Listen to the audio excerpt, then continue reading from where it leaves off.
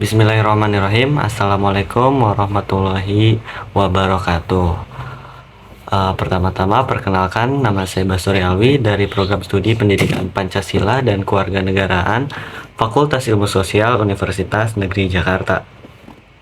Pertama-tama yang saya hormati Bapak Profesor Dr. Cipto Sumadi, MSI MPD, dan yang saya hormati juga Bapak Fauzi Abdillah, SPD MPD, selaku dosen pengampu mata kuliah Pendidikan Nilai, Norma, dan Moral Pancasila. Kali ini izinkan saya untuk menyampaikan hasil kerja saya dalam review kembali kegiatan perkuliahan mata kuliah Pendidikan, Nilai, Norma, dan Moral Pancasila dari mulai pertemuan 1 sampai 15 dan mencoba untuk merefleksikan kegiatan perkuliahan tersebut ke dalam diri saya mengenai apa yang telah saya dapat dari perkuliahan tersebut, dan di bagian akhir saya akan sedikit menyampaikan strategi atau rencana jika suatu saat nanti akan mendapatkan kesempatan untuk menjadi pengajar mata kuliah ini di perguruan tinggi. Pertama-tama kita berkenalan dulu tentang apa itu pendidikan, nilai, norma, dan moral Pancasila. Mata kuliah pendidikan nilai, norma, dan moral Pancasila merupakan mata kuliah yang wajib ditempuh oleh mahasiswa semester 5 Pendidikan Pancasila dan Kewarganegaraan Fakultas Ilmu Sosial Universitas Negeri Jakarta. Mata kuliah ini memiliki 16 kali pertemuan yang membahas berbagai materi terkait nilai, norma, dan moral Pancasila. Pada minggu ke-1, pembelajaran dilakukan secara luring dengan materi pemahaman terhadap nilai, norma, dan moral. Mahasiswa mempelajari perbedaan antara ketiga hal tersebut, yaitu nilai sebagai suatu yang berharga dan diinginkan, norma sebagai aturan yang mengikat perilaku manusia, dan moral sebagai penilaian baik buruk suatu tindakan. Selanjutnya, pada minggu kedua, pembelajarannya masih dilaksanakan secara luring dengan materi ID, ego, dan juga superego. Mahasiswa mempelajari perbedaan antara ketiga hal tersebut, yaitu ID sebagai dorongan primitif manusia, ego sebagai bagian yang mengatur dorongan dari si ID, dan juga superego yang merupakan bagian yang mewakili nilai-nilai moral. Selanjutnya, pada minggu ketiga hingga ke-9, pembelajaran dilakukan secara daring hingga agenda presentasi kelompok. Setiap kelompok mendapatkan materi yang berbeda dari teori Erik Erikson dan juga Kohlberg. Kelompok 1 dan 2 membahas teori Erik Erikson, yaitu trust versus mistrust dan juga autonomy versus shame and doubt. Dari presentasi kedua kelompok tersebut, saya mempelajari kalau trust versus mistrust merupakan tahap perkembangan psikososial pertama yang dimulai saat lahir dan berlangsung hingga usia sekitar 18 bulan.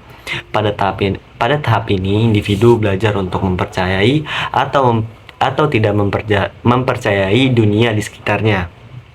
Sementara itu, tahap perkembangan psikososial kedua adalah autonomi versus shame and doubt yang berlangsung pada usia 18 bulan hingga 3 tahun. Pada tahap ini, anak-anak mulai mengembangkan rasa otonomi atau kemandirian. Mereka mulai belajar untuk melakukan berbagai hal sendiri seperti makan, berpakaian, dan juga bermain. Selanjutnya, pada pertemuan keempatnya, kelompok 3 dan 4 membahas teori Erikson, yaitu inisiatif dan guilt, dan juga industri versus inferiority. Kelompok 3 menyampaikan bahwasanya tahap inisiatif versus guilt merupakan tahap perkembangan psikososial yang berlangsung pada usia 3 hingga 6 tahun. Pada tahap ini, anak mulai mengembangkan rasa inisiatif atau kemauan untuk mengambil tindakan. Mereka belajar untuk merencanakan, mereka belajar untuk melaksanakan rencana mereka sendiri. Jika anak-anak berhasil melewati tahap ini dengan baik, mereka akan mengembangkan rasa percaya diri dan juga kemandirian. Mereka akan merasa mampu untuk mencapai tujuan mereka dan tidak takut untuk mengambil resiko. Sedangkan dari kelompok 4 menyampaikan mengenai tahap industri versus inferiority adalah tahap perkembangan psikososial yang berlangsung pada usia 6 hingga 12 tahun. Pada tahap ini, anak-anak mulai menciptakan atau mulai mengembangkan rasa atau kompetensi atau kemampuan mereka, mulai belajar untuk menguasai keterampilan baru seperti membaca, menulis, dan juga berhitung. Jika anak-anak berhasil melewati tahap ini dengan baik, mereka akan mengembangkan rasa percaya diri dan harga diri mereka. Mereka juga akan merasa mampu untuk mencapai tujuan mereka dan akan memiliki motivasi untuk belajar dan juga berkembang. Oleh karenanya, penting bagi orang tua untuk mendukung dan mendorong anak-anak untuk mengembangkan rasa kompetensi mereka. Nah, untuk selanjutnya, kelompok 5 dan kelompok 6 membahas teori Erik Erikson, yaitu identity versus confusion dan intimacy versus isolation. Kelompok 7 dan 8 membahas teori Erik Erikson, yaitu generativity versus stagnation dan integrity versus despair. Kelompok 9 dan 10 membahas teori Kohlberg, yaitu prakonvensional, konvensional, dan juga kelompok 11 akan membahas teori dari Kohlberg juga, yaitu tentang teori pasca konvensional pada minggu ke-9. Namun hal itu terjeda karena adanya UTS yang kita kerjakan melalui LMS. Setelah jeda UTS, pertemuan ke-9 diagendakan dengan melanjutkan presentasi dan diskusi hasil kerja kelompok 11 membahas teori Kohlberg, yaitu pasca konvensional. Berdasarkan apa yang telah disampaikan oleh kelompok 11, teori Kohlberg pasca konvensional menunjukkan bahwa perkembangan moral manusia adalah proses yang berkelanjutan dan melibatkan perubahan dalam penalaran moral. Pada level pasca konvensional, individu memiliki pemahaman moral yang paling tinggi dan berprinsip bahwa tindakan yang benar adalah tindakan yang sesuai dengan prinsip moral universal.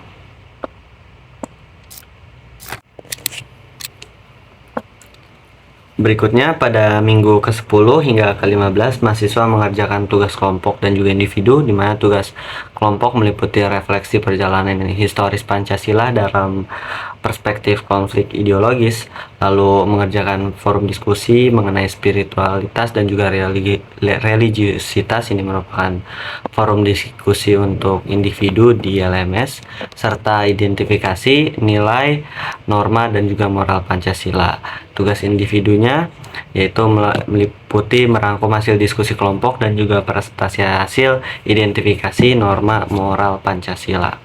Dari sebanyak 15 pertemuan, tugas-tugas yang diberikan sangat menarik dan juga sangat membantu mahasiswa memahami materi lebih dalam lagi.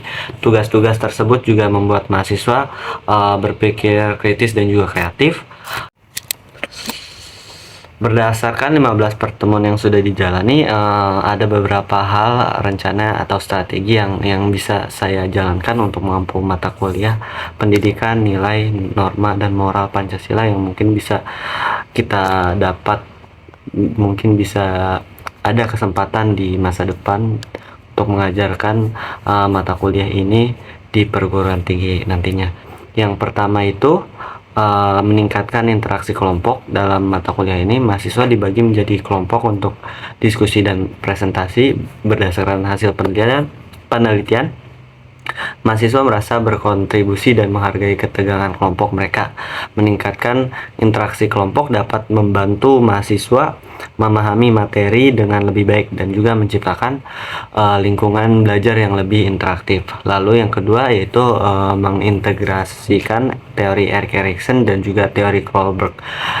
Pada mata kuliah ini, teori Erik Erikson dan juga Kohlberg digunakan untuk menjelaskan perkembangan psikologi manusia. Mengintegrasikan teori-teori tersebut dapat membantu mahasiswa memahami perkembangan manusia secara lebih holistik dan juga mengkaitkannya dengan teori-teori tersebut dengan nilai, norma, dan juga moral pada Pancasila. Lalu yang ketiga, meningkatkan keterlibatan secara visual. Di pembelajaran yang dilakukan secara luring atau tatap muka, meningkatkan keterlibatan visual dapat membantu mahasiswa lebih fokus pada materi yang disampaikan dan memudahkan pemahaman. Misalnya, saya dapat menggunakan gambar, video, atau animasi untuk menyampaikan informasi secara lebih menarik dan juga mudah untuk dipahami bagi mahasiswa. Lalu yang keempat yaitu menggabungkan diskusi kelompok dengan presentasi. Setiap kelompok mempersiapkan presentasi tentang teori yang diberikan, yaitu menggabungkan diskusi kelompok dengan presentasi dapat membantu mahasiswa memahami materi dan juga mempersiapkan mahasiswa untuk menjawab pertanyaan atau mengidentifikasi nilai, norma, dan moral Pancasila sesuai capaian pembelajaran dalam SKBSKP Kemendikbudristek nomor 33 tahun 2023. Lalu yang terakhir yaitu meningkatkan keterlibatan visual dan juga interaktif. Pada mata kuliah ini praktiknya saya akan dapat memanfaatkan layar proyektor jika luring serta fitur share screen jika daring untuk melaksanakan perkuliahan. Meningkatkan keterlibatan visual dan interaktif dapat membantu mahasiswa lebih fokus pada materi yang akan disampaikan seperti yang sudah saya bicarakan sebelumnya, dan juga memudahkan pemahaman mereka. Misalnya saya dapat menggunakan gambar seperti yang sudah saya sebutkan sebelumnya, dan selain itu saya juga dapat menggunakan fitur Zoom Meeting untuk mempromosikan diskusi interaktif dan juga menggabungkan kelompok dalam diskusi secara bersama. Dengan menerapkan rencana strategi ini, saya kira bisa meningkatkan efektivitas pembelajaran dalam mata kuliah pendidikan nilai norma dan moral Pancasila di perguruan tinggi. Mungkin itu saja yang bisa saya sampaikan, kurang lebihnya mohon maaf. Wabillahi taufiq wal hidayah. Wassalamualaikum warahmatullahi wabarakatuh.